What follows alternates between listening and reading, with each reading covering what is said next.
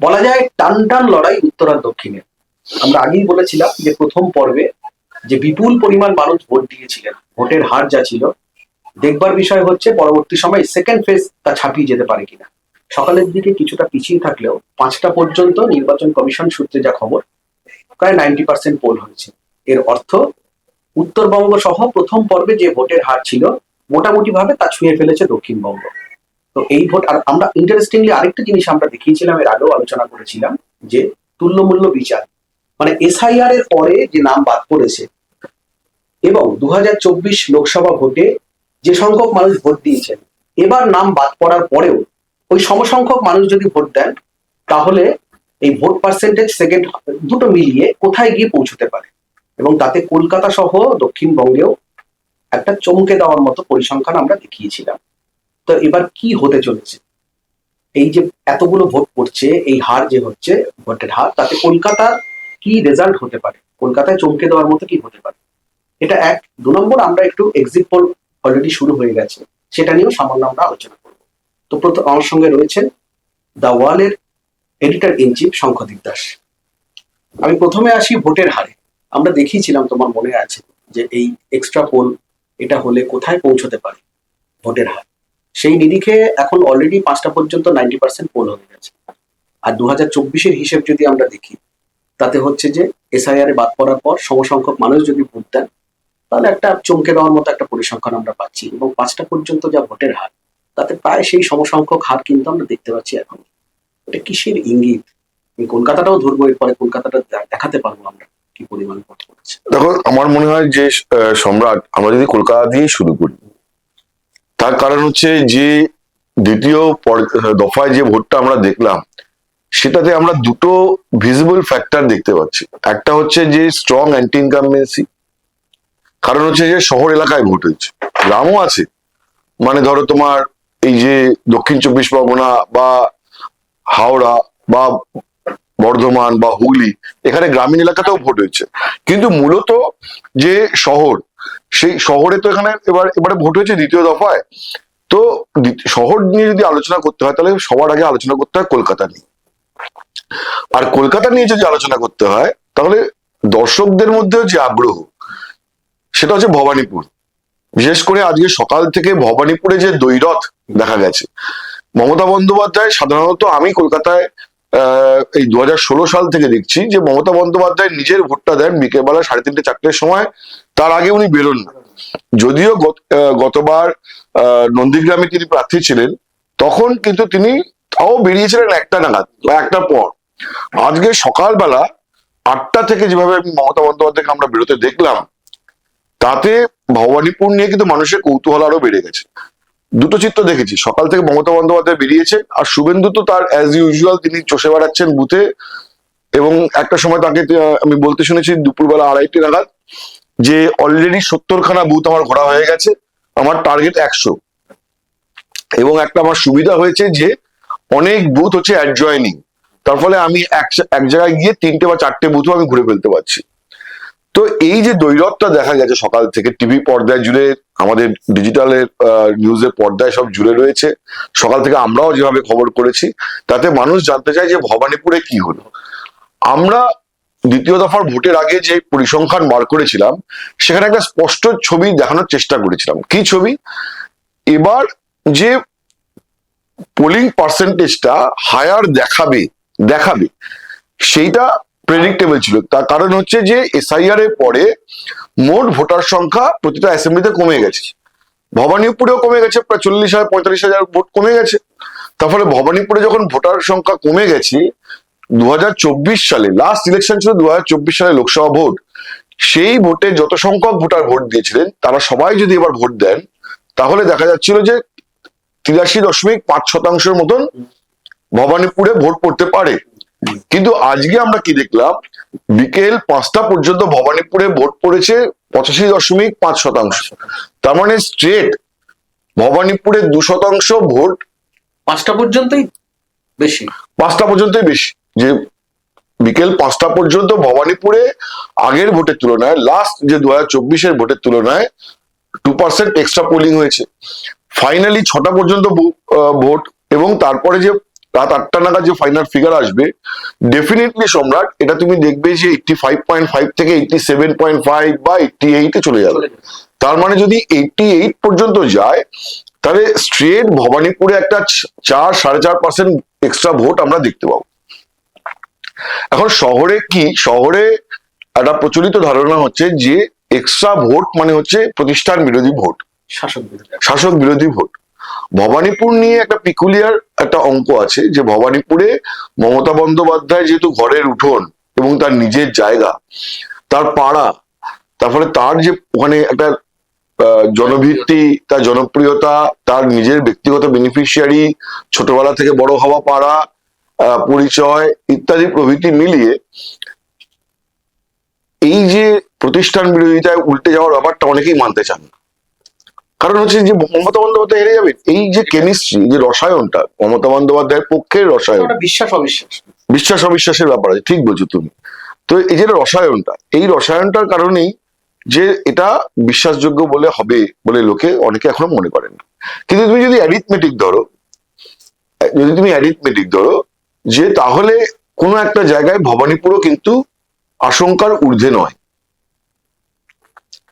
এবং আমি আজকে দেখলাম যে বিকেল 3-3:30 নাগাদ শুভেন্দু অধিকারীর যে বডি ল্যাঙ্গুয়েজে যে প্রত্যয়, আর মমতা বন্দ্যোপাধ্যায়ের যে বিকেল 4টে নাগাদ যখন ভোট দিতে এলেন, আমি যখন ছিলাম ওখানে, তো আমি দেখলাম যে তিনি যতটা ক্ষিপ্ত এবং উত্তেজিত, এই দুটো ছবিরও মধ্যে একটা ফারাক আছে।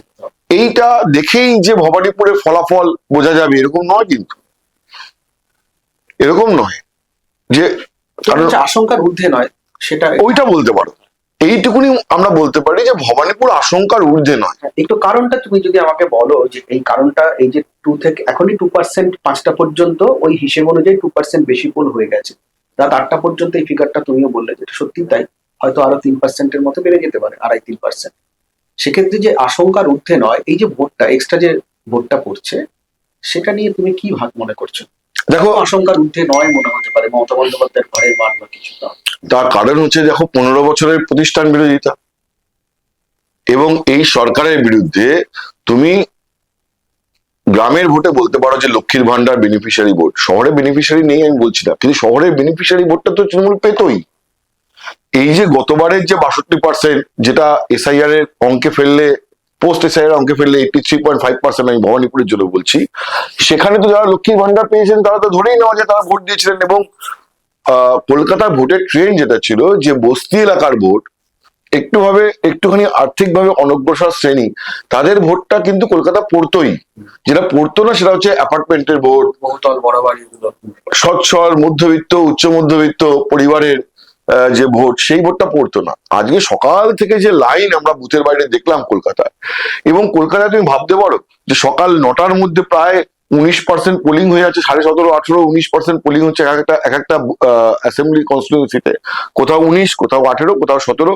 এটা ভাবতে পারো দুপুর 1টার মধ্যে প্রায় 60% পোলিং হয়ে যাচ্ছে। এটা ভাবা গেছে মানে কলকাতায় অ্যাভারেজ হতো একটা 64-63 এরকম, তাও অভিযোগ থাকতো যে ভোটে জল আছে। ধরো এন্টালিতে সব জায়গায় 62-63% ভোট, এন্টালিতে 70.78% ভোট ছিল 2024-এর লোকসভা ভোটে। এন্টালিতে তো ভোট নিয়ে বারবার অভিযোগ উঠেছে। আজকে দেখো ইন্টারেস্টিংলি সব জায়গায় একটা ভোটার বাড়ার একটা ট্রেন্ড দেখতে পাচ্ছি, ইভেন মানিকতলাতেও 2% বেড়েছে। 2% আমরা এসআইআর ফ্যাক্টরটাকে যদি নিয়েও নিই, তারপরেও দেখো মানিকতলায় 2% ভোট বেড়েছে। 86.22 ছিল, ওটা 88.82, অলরেডি 5টা পর্যন্ত। তার মানে মানিকতলাতেও যে ভোট শতাংশের ফারাক 2024-এর থেকে, আমি 21-এ যাচ্ছি না, কেন বারবার করে বলছি, অনেকের মনে হতে পারে যে 21-এর বিধানসভার সাথে এখানে তুলনা করছি না, ওটাও বিধানসভা ভোট ছিল, এটাও বিধানসভা ভোট, কিন্তু তুলনা করছি না একটাই কারণে, যে 5 বছরের ডিফারেন্সে যে ভোটার তালিকায় অনেক সংখ্যা, বা 4 বছরের ডিফারেন্সে ভোটার তালিকায় অনেক সংখ্যা বেড়ে গেছিল বা কমে গেছিল, যাই হোক না কেন, যে 4 বছর কিন্তু কম সময় নয়। 21-এর পরে 22-এ ভোটার তালিকা নতুন তৈরি হয়েছে, প্রতি বছর জানুয়ারি মাসে নতুন ভোটার লিস্ট বেরোয়। তো সেই কারণে আমরা 24টাকেই বেঞ্চমার্ক ধরছি, 21টাকে ধরছি না। এবং 24টাকে যদি ধরি বেঞ্চমার্ক, তুমি দেখো মানিকতলায় 2% গ্রোথ আছে, বেলেঘাটায় 2% গ্রোথ আছে, কিন্তু তুমি দেখো যে ইন্টারেস্টিংলি এন্টালিতে নেই। এন্টালি এবং বন্ধ। এন্টালিতে নেই কেন? এন্টালিতে দেখো তুমি 93.43 আসছিল, আমরা যদি ওই স্ট্যাটিস্টিক্সটা বলি, সেক্ষেত্রে এখন দেখাচ্ছে 5টা পর্যন্ত 89.14, অনেকটা ডিফারেন্স। হয়তো টেনে টুনে ওই জায়গায় চলে যাবে, কিন্তু এন্টালিতে গত ভোটে যে অভিযোগ ছিল যে জল, যদি 2 ফোঁটা জলও থাকে, সেই জলটাও কিন্তু এবার হয়তো আর নেই, হয়তোই বলছি, কারণ হয়তো ইনক্লুড হচ্ছে না। হ্যাঁ, তো যে জলটা আর নেই, তার ফলে আমরা শহরের ভোটে যে প্যাটার্নটা আমরা দেখতে পাচ্ছি সেটা, এবং সকাল থেকে বুথের বাইরে যে লম্বা লাইন, সেখানে যে আলোচনা, সেই আলোচনাতে আমরা কিন্তু প্রতিষ্ঠান বিরোধিতার একটা স্পষ্ট ছাপ দেখেছি। এটা নিয়ে তো লুকোনো ছাপানোর কোনো জায়গা নেই। আমরা এক্সিট পোল করিনি, কারণ এক্সিট পোল যদি মানে খুব একটা নিবিড় এফোর্ট দিয়ে না করা যায়, ভাষা এক্সিট পোল, সেই এক্সিট পোলে কোনো অর্থ নেই। সুতরাং আমরা এক্সিট পোল করিনি। কিন্তু আমার যে রিপোর্টাররা আজকে দা ওয়ালে স্পেশাল 26-এ গাড়ি নিয়ে ওইদিকে ভাটপাড়া, জগদ্দল, নোয়াপাড়া, ব্যারাকপুর যে ঘুরে বেরিয়েছে, বা ফলতা, ভাঙড়, কলকাতার সব কটা সিট, 11খানা আসনেই যে ঘুরে বেরিয়েছে, সেখানে যে ভোটের লাইনে যে আলোচনা আমরা শুনেছি, তাতে আমরা দেখতে পাচ্ছি যে লাইনে একটা প্রতিষ্ঠান বিরোধিতার গল্প, আলোচনা, এবং সিগনিফিকেন্ট একটা সম্রাট অন্তত আমি দেখেছি। যে ভোটার ভোট কেন্দ্রের বাইরে দাঁড়িয়ে যে মানুষ 1 ঘন্টা 1.5 ঘন্টা দাঁড়িয়ে আছে, বিরক্তি খুব একটা নেই।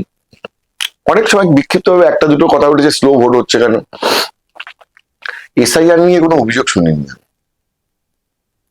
থাকতেই পারে মানুষের এসআইআর নিয়ে অভিযোগ, সেটা কোথাও মানে প্রকাশ্য নয় আর কি, আলোচনার মধ্যে নেই। আমাদের যে এত রিপোর্টার যে আজকে এতগুলো কেন্দ্র ঘুরে দেখলো, এতজনের সাথে বাইট নিল, এতজন মানুষের, কারোর মুখ থেকে তুমি শুনেছো এসআইআর এর কথা? একটা উদাহরণ দেখাতে পারবে? আমরা তো সবাইকে অবজেক্টিভলি জিজ্ঞাসা করেছি, নেই। এবং এসআইআর নিয়ে যে অসন্তোষটা, সেটাকে তো বারবার করে তৃণমূল তুলতে চেয়েছিল, এবং তৃণমূলের কাছে এটা একটা বড় ভরসার জায়গা ছিল যে এসআইআর অসন্তোষ, এটা যদি মানুষের মধ্যে অসন্তোষ থেকে থাকে একটা বড় অংশের মধ্যে, সেটা কোথাও গিয়ে ভোট বাক্সে প্রতিফলিত হবে। কিন্তু আজকে আমরা যা দেখলাম, এবং এসআইআর নিয়ে কোনো অভিযোগ নেই বা কিছু, হয়তো থাকতে পারে ভেতরে, কিন্তু ওপরে প্রথম প্রশ্ন বা প্রথম যেটা রিয়াকশন, তাতে এসআইআর কোথাও উঠে আসছে না। তার কারণটা হচ্ছে যে দেখো, ভোটটা হওয়া উচিত ছিল কি বিষয় নিয়ে? ভোটটা হওয়া উচিত তো 15 বছরের সরকারের পারফরমেন্স নিয়ে। সেই যে ন্যারেটিভটাকে, সেইটাকে তৃণমূলের চেষ্টা ছিল যে এসআইআর বিতর্ক দিয়ে ঢেকে দেওয়া। কিন্তু আমরা অন্তত আজ শহরের ভোটে আজকের দিনে দেখলাম না যে এসআইআর এর ন্যারেটিভটা দিয়ে প্রতিষ্ঠান বিরোধিতার ন্যারেটিভটাকে ঢেকে দেওয়া গেছে। এটা হচ্ছে 1। 2, আমি এখনো বিশ্বাস করি, আজকে এই মুহূর্তে দাঁড়িয়েও আমি আমাদের দর্শকদের বলতে চাই, খুব অবজেক্টিভলি বলতে চাই, কোনো মানে এ ব্যাপারে কোনো বায়াসের কোনো জায়গাই নেই। তার কারণ হচ্ছে যে 4 দিন 5 দিন বাদেই রেজাল্ট বেরোবে। আর আজকে যদি আমি প্রকৃত অবস্থার কথা না বলি, ঠিক আছে, আজকে যদি আমি বাড়িয়ে চড়িয়ে বলি বা কমিয়ে বলি, তাতে তো আর ভোটের কোনো প্রভাব ফেলবে না। ধরো তুমি আজকে বললে যে বিজেপি হই হই করে জিতছে, বা তৃণমূল হই হই করে জিতছে, এই কথা বলে তো আর নতুন করে ভোটারদের প্রভাবিত করতে পারবে না। ফলে আজকে তো সবারই মানে একটা অবজেক্টিভিটি রাখতেই হবে। আমরা এর আগেও অবজেক্টিভিটি রেখেই কাজ করেছি, সব কটা জিনিস জায়গায় অবজেক্টিভিটি রেখেই করেছি, কারণ আমার মনে হয় যে ওইটাই মানুষের কাছে মানে মানুষের মানে অধিকারের জায়গা, জানাটা যে অবজেক্টিভলি জায়গাটা। তারপরে তো মানুষ নিজের মতো করে মত নিজের মতো ওপিনিয়ন ফর্ম করে নেবেন। তো আজকে যে অবজেক্টিভলি যে জায়গাটা আমরা দেখতে পাচ্ছি, যে প্রতিষ্ঠান বিরোধিতার যে বিষয় আশাগুলো, সেটাই কিন্তু এই শহরাঞ্চলের ভোটে কিন্তু ওভার পাওয়ার করেছে। আচ্ছা, আরেকটা প্রশ্ন তোমার, যেটা হচ্ছে যেটা আমি বলতে গিয়ে এটা অন্য কথায় চলে গেলাম, সেটা হচ্ছে যে হিন্দুত্বের ফ্যাক্টরটা, যেটা আমরা 2 দিন আগেও আলোচনা করেছি। আজকের ভোটে, শহরের ভোটে ডেফিনেটলি আমি যা দেখেছি তাতে একটা হিন্দুত্বের ফ্যাক্টর কাজ করেছে। আগেও দিন সেটা বলেছিলাম, আজকেও বলছি, এই ফ্যাক্টরটা কতটা ডিপ রুটেড, কতটা ডিপলি ইম্প্যাক্ট করবে, সেটা কিন্তু থার্মোমিটার দিয়ে মাপা যায়নি, কিন্তু আছে, কিন্তু একটা ওয়েভ আছে, 100% আছে। এবং এর ইম্প্যাক্ট যতটা বেশি হবে, ক্লাবিং উইথ অ্যান্টি ইনকামবেন্সি, এই ভোটের ফলাফল তা দিয়ে নির্ধারিত হবে। এবং হিন্দুত্বের এই বিষয়টা তুমি বললে, তার সাথে হচ্ছে যে একটা প্রতিষ্ঠান বিরোধিতা, এই দুটোর যোগসাজশ হলে কি হতে পারে সেটা একটা কোথাও একটা ধারণা করাই যায়। যাই হোক, আমি তোমাকে আরেকটা প্রশ্ন করি, যেটা হচ্ছে যে আমরা আমাদের হিসেবটা পুরোটাই ছিল 2024-এর লোকসভা নিরিখে, কিন্তু 2021-এ বিধানসভার ভিত্তিতে যদি আমরা দেখি, সেকেন্ড ফেজে যে 142টা আসনে আজ ভোট গ্রহণ হলো, তাতে 123টা ছিল তৃণমূল কংগ্রেসের। তৃণমূলের একটা উর্বর জমি দক্ষিণবঙ্গ, সেখানে এই অ্যান্টি ইনকামবেন্সি হাওয়া বা যেটা বলো তুমি, শহরাঞ্চলের কলকাতার 11টি বা কলকাতা লাগোয়া যে আসনগুলো বাদ দিলে, এটা তো গ্রামীণ এলাকা তো বিস্তীর্ণ রয়ে গেছে। আজকে পূর্ব বর্ধমানে ভোট রয়েছে। গ্রামের মানুষের মধ্যে ক্ষোভ নেই? একটা সরকার 15 বছর থাকার পরে গ্রামের মানুষের মধ্যে ক্ষোভ নেই?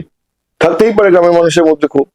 গ্রাম মানেই যে শুধু লক্ষ্মীর ভান্ডারে ভোট তোমায়, কিন্তু ওখানে আমি সেটাই বলতে চাইছিলাম, তো ঘরে ঘরে তো একটা কোথাও গিয়ে বেনিফিশিয়ারি আছে। কিন্তু ঘরে ঘরে বেনিফিশিয়ারির পরেই তো তুমি 38%, ঘরে ঘরে বেনিফিশিয়ারি পরেও তো বিজেপি 38% ভোট পেয়েছিল।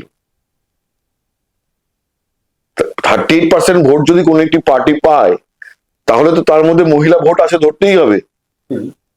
তাই না? মহিলা ভোট আছে, ধরতেই হবে। লক্ষ্মীর ভান্ডার কোথাও কি ফ্যাক্টর হয়নি সেটা সেক্ষেত্রে? হয়েছে, কিন্তু কিন্তু মহিলাদের মধ্যে একটা অংশ তবুও তো ভোট দিয়েছে। তাহলে যদি আজকে থেকে 2 বছর আগে মহিলাদের মধ্যে একটা অংশ, সে যতটা ছোটই অংশ হোক না কেন, লক্ষ্মীর ভান্ডার পাওয়ার পরেও বা না নিয়েও যদি ভোটটা তৃণমূলের বিরুদ্ধে দেয়, তাহলে আরো 2 বছর বাদে সেটা একটা বাড়া কমার একটা জায়গা থাকে। একদম। 38% ভোট যে বিজেপি পেয়েছে বা বিরোধীরা পেয়েছে, সেই জায়গাটা যে মহিলা ভোট নিয়ে, এটা তুমি বলতে পারবে না। মহিলা ভোট ছাড়া কখনোই 38% ভোটের জায়গায় পৌঁছবে না। মহিলা ভোটটা সবটাই তৃণমূলে দিয়েছে, তাহলে তো মহিলা ভোট হচ্ছে প্রতিটা অ্যাসেম্বলিতে মহিলা ভোট 50%। তাহলে তৃণমূল শুধু মহিলা ভোট দিয়ে জিতে যেতে পারে? এরকম তো হয় না কখনো। তো মহিলারাও তো বিজেপিকে ভোট দিয়েছে। তো এই যে ভোটে গ্রামের যে অসন্তোষ, 15 বছরের পরে সরকারে থাকার পরে গ্রামে তো একটা অ্যান্টি ইনকামবেন্সি গ্রামেও থাকবে। সবটাই তো প্রো ইনকামবেন্সি হবে না। কাজ করে। প্রো ইনকামবেন্সি গ্রামের উপাদান থাকতে পারে, লক্ষ্মীর ভান্ডার, বাংলার বাড়ি, এইসব, কিন্তু অ্যান্টি ইনকামবেন্সিও আছে। এবং তুমি দেখো যে আজকে সব থেকে বেশি ভোট কোথায় পড়েছে, সম্ভবত পূর্ব বর্ধমানে। পূর্ব বর্ধমান প্রথম থেকেই, পূর্ব বর্ধমানে, তারপরে হুগলি। তো পূর্ব বর্ধমানে একটা অংশ শহর, বাকিটা গ্রাম।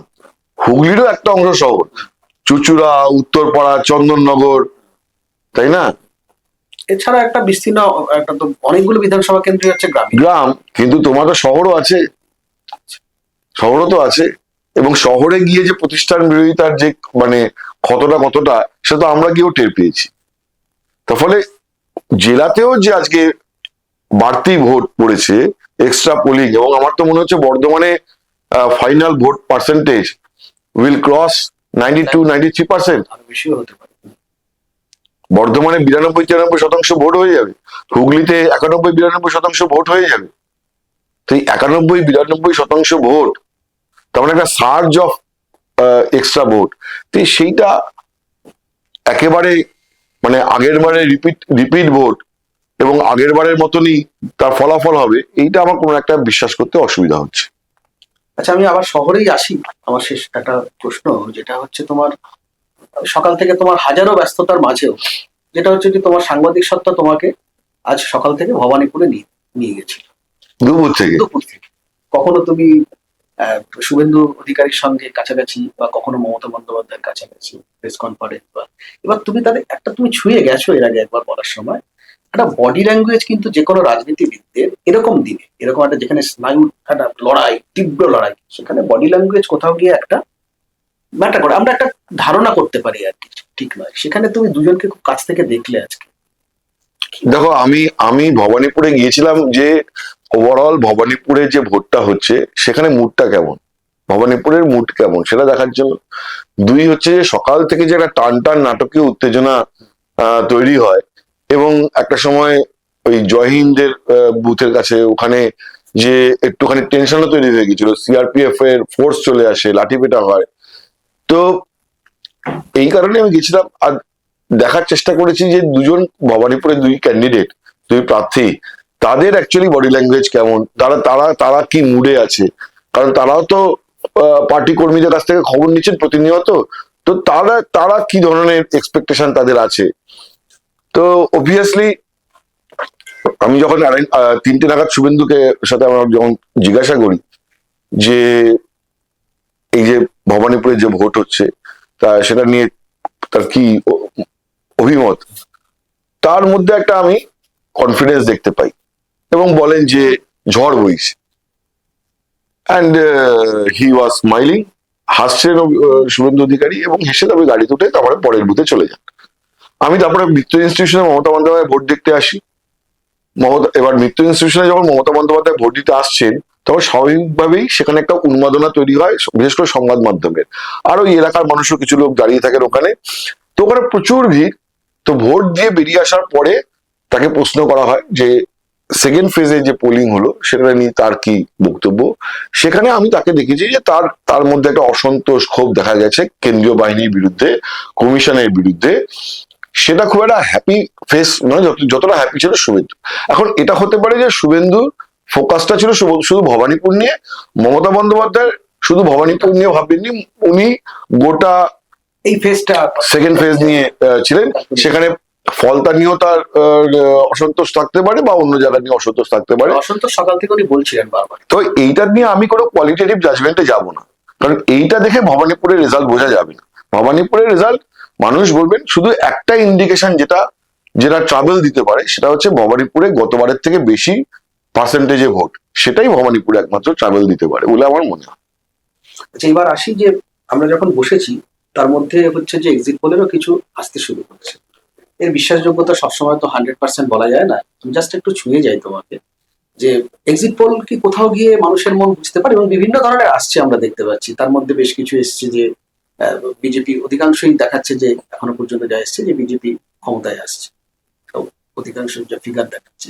তৃণমূল কংগ্রেসের উপর একটা আছে। তো এক্ষেত্রে এটা কি মানুষের মন কতটা বুঝতে পারে বলে তোমার দীর্ঘ একটা অভিজ্ঞতার ভিত্তিতে তুমি বলো, তো এক্সিট পোল সম্পর্কে তুমি জেনেছো? দেখো সম্রাট, এইটার জবাব দিতে গেলে প্রথম যে কথাটা আমার মাথায় আসে সেটা হচ্ছে যে বিজেপির একদা শীর্ষ সারির নেতা অরুণ জেটলি, উনি একটা শব্দবন্ধ ব্যবহার করতেন এক্সিট পোল নিয়ে। উনি বলতেন পার্টিসিপেটরি সেফোলজি। বিজেপির বর্তমান যে নেতারা রয়েছেন, অরুণ জেটলির পরবর্তী প্রজন্মের নেতারা, তারা হয়তো এই কথাটা জানেনই না অনেকে। তো উনি বলতেন পার্টিসিপেটরি সেফোলজি। 2008 সালে কর্ণাটকের ভোটের পর থেকে উনি এই কথাটা খুব বলা শুরু করেছিলেন। এর মানেটা কি? এর মানেটা হচ্ছে যে সেফোলজি, যে এক্সিট পোল অ্যাকচুয়ালি একটা বায়াসড, এবং যে এক্সিট পোল অ্যাকচুয়ালি একটা পূর্ব নির্ধারিত ফলাফল দেখানোর জন্যই এক্সিট পোলটা করা হচ্ছে। মানে আগেই ঠিক করে নেওয়া হয়েছে যে কি আমরা রেজাল্ট দেখাবো, সেই অনুযায়ী এটাকে সংখ্যাগুলোকে সাজানো হয়েছে। তার মানে হচ্ছে যে যিনি সেফোলজিস্ট তিনি পার্টিসিপেট করেই আছেন ওই বায়াস প্রসেসটার মধ্যে। তো আজকে আমার ভোটের পরেই, আমি কাউকে ছোট বড় করছি না, কারোর এক্সিট পোল নিয়ে আমি প্রশ্নও তুলছি না, শুধু আমি একটুকুনি বলতে চাই যে পশ্চিমবঙ্গে এবারের ভোটের যে যত স্তর আমরা দেখতে পেলাম, বহু স্তর তো দেখতে পেয়েছি। এসআইআর একটা বড় স্তর, তারপরে প্রতিষ্ঠান বিরোধিতা, তারপরে হিন্দু ভোটের ফ্যাক্টর, তারপরে মহিলা ভোটের ফ্যাক্টর, তারপরে বেনিফিশিয়ারি ভোট, মমতা বন্দ্যোপাধ্যায় নিজের পপুলারিটি, তৃণমূলের সংগঠন, বিজেপির সংগঠন দুর্বল, ইত্যাদি বহু স্তর। একদম। এবং আমি দেখলাম যে কদিন আগে, যেটা আমরা আগে আলোচনাতেও বলেছি যে অ্যাক্সিস মাই ইন্ডিয়ার যে কর্ণধার প্রদীপ গুপ্তা, উনি বলেছেন যে 10 জনকে প্রশ্ন করলে, যারা ভোট দিয়ে বেরোচ্ছেন তাদের মধ্যে 10 জনকে প্রশ্ন করলে 6 জন উত্তর দিতে চাইছেন না। 6 জন যে উত্তর দিতে চাইছেন না তার মানেটা কি সেটাও কিন্তু খুব সহজ নয়, এটা ওনার বক্তব্য।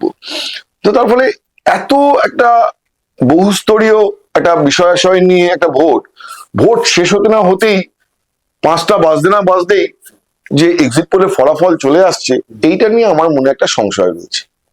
এবং তুমি দেখো যে আমি যেটা বলি সেটা হচ্ছে বাংলার মন বোঝা কিন্তু সহজ নয়। তুমি গতবারের এক্সিট পোলের ফলাফল দেখো, গতবার একটা ইকুয়াল ইউফোরিক একটা পরিবেশ বিজেপির মধ্যে ছিল, কিন্তু সেই গতবারে তুমি যদি এক্সিট পোলের ফলাফল দেখো, সেখানে তুমি বিচিত্র জিনিস দেখতে পাবে যে একটাও, মানে আমরা সোকল্ড বিগ অর্গানাইজেশন এক্সিট পোলে যাদের বলি, একটা অর্গানাইজেশনও কিন্তু ঠিকঠাক প্রেডিক্ট করতে পারেনি। বরং সবার এক্সিট পোল হরিবলি ভুল হয়েছিল। টু সাম এক্সটেন্ট বলতে পারো যে টুডেস চাণক্য কাছাকাছি গেছিল, তাও কত কাছাকাছি।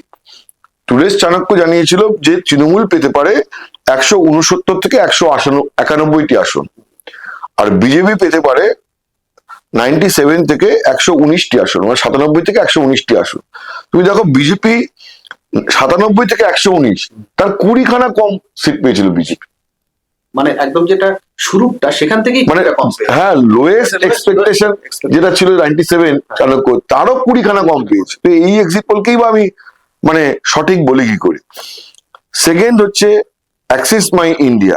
অ্যাক্সিস মাই ইন্ডিয়া মোটামুটি ভাবে একটা ধারাবাহিক ভাবে ফলাফল প্রেডিক্ট করতে পারে, এবং আমার এখনো প্রদীপ গুপ্তার যে এক্সিট পোলের প্রক্রিয়া তার উপরে আমার কিছু ভরসা আছে।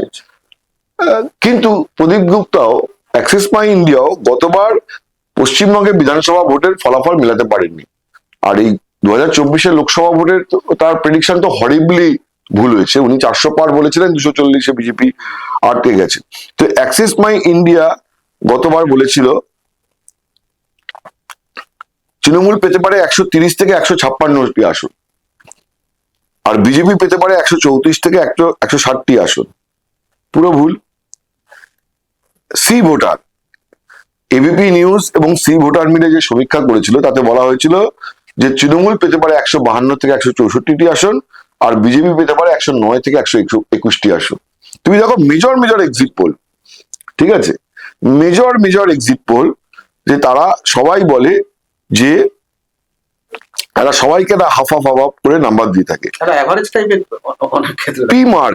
পি মার্ক বলেছিল 152 থেকে 172 তৃণমূল, আর বিজেপি হচ্ছে 112 থেকে 132। প্রত্যেকেরই কিন্তু তুমি একটা দেখছো বিজেপি 150 থেকে, তুমি বলো 150 থেকে 175, তৃণমূল বলছে 118 থেকে 138। এইটা তুমি কি করে তাহলে, মানে যার গতবারেই ভুল বেরিয়েছিল তাকে এবারে তুমি কতটা বিশ্বাস করবে? তুমি তোমার উপরেই ছেড়ে দিলাম, দর্শকদের উপরেই আমি ছেড়ে দিলাম। আমার কথা কেন বিশ্বাস করবে? আমার কাজটা হচ্ছে যে মানুষের সামনে তথ্যটা তুলে ধরা। আমরা এক্সিট পোল করিনি, আমরা এক্সিট পোল করছিও না। গ্রহণযোগ্যতা নিয়ে একটা প্রশ্ন, একমাত্র গতবার সঠিক প্রেডিকশন কে করেছিল? একমাত্র আমি যা দেখতে পাচ্ছি করেছিল বিশ্ব বাংলা সংবাদ। কুণাল ঘোষের বিশ্ব বাংলা সংবাদ বলেছিল যে তৃণমূল পাবে 217টি আসন, যেটা অরুণ জেটলি বলতেন যে পার্টিসিপেটরি সেফোলজি। আমি মানি না যে কুণালদা গতবার, কুণালদার সাথে আমার খুব ভালো সম্পর্ক, কুণালদা আমার এই কথাটা শুনে করে রেগে যাবে বলে আমার মনে হয় না। মনে করবেন যে একটা গঠনমূলক একটা আমি সমালোচনা করছি, আলোচনা করছি, কিন্তু কুণালদাও আমি যত to my best of my knowledge এরকম এক্সিট পোল করেনি। কুণালদা হয়তো তার নিজের একটা অঙ্ক, তার নিজের একটা আসন ধরে ধরে গণনা, সেই গণনার ভিত্তিতে 217খানা আসন দিয়েছিলেন। এছাড়া সব এক্সিট পোলে কোনোটাই মেলেনি। যার জন্য ফলে আমি যেটা দিয়ে মানে আমি তোমার এই প্রশ্নের উত্তরে যেটা দিয়ে শেষ করতে চাইবো সেটা হচ্ছে যে বাংলার মন বোঝা কিন্তু সহজ নয়। বাংলার মন এক্সিট পোলের প্রশ্নের মুখে কিন্তু খুব একটা ধরা দেয়নি, একটা লুকোচুরি খেলা কিন্তু আছেই, সেখানে একটা থাকবেই। আর দর্শকরা এই মুহূর্তে এক্সিট পোল নিয়ে মেতে আছে। আমরা কালকে এক্সিট পোল নিয়ে আবার আসবো, কারণ হচ্ছে যে দুটো এক্সিট পোলকে আমি মোটামুটি ভাবে একটু ক্রেডিবল বলে মনে করি, বাকিদের ক্রেডিবল মনে করি না তা নয়, কিন্তু আমার তো ব্যক্তি শঙ্করদীপ দাসের একটা মনে হয় যে বাকিদের থেকে একটুখানি গভীর ভাবে কাজ করার চেষ্টা করছে। যেমন প্রদীপ গুপ্তা আজকে অ্যাক্সিস মাই ইন্ডিয়া আজকে এক্সিট পোলে নাম্বার নিয়ে আসেননি, তার কারণ তারা ডিপ ডাইভ দিয়ে ওই নাম্বারটা ডেটাটার উপরে কাজ করছে। চাণক্যও তাই। তো চাণক্য এবং অ্যাক্সিস মাই ইন্ডিয়া কালকে বিকেল বেলা এই তাদের ফলাফল জানাবে। চাণক্য জানাবে কালকে বিকেল 6:30টার সময়, অ্যাক্সিস মাই ইন্ডিয়াও ওরকমই একটা সময় জানাবে। তখন এই দুজনের যে এক্সিট পোলের যে অনুমান, সেটা নিয়ে আমরা কালকে আবার আলোচনা করবো। ততক্ষণ দর্শকরা আজ যা আসছে তার ভিত্তিতে একটা আলোচনা চলছে, এটা বোঝাই যাচ্ছে, এবং কোথাও একটা উল্লাস, কারো মনে, কারোর মধ্যে একটা হতাশা, এটা কাজ করবেই, আজকে এটা থাকবেই। এবং আমরা কাল আসবো, দুটো বড় যা সমীক্ষক যারা করেন যে সমীক্ষাটা, যাদের কিছুটা গ্রহণযোগ্যতা রয়েছে, তারা কি বলবেন কাল আমরা সেটা নিয়ে আসবো। তবে সত্যি কি বাংলার মন বুঝতে পারে এক্সিট পোল?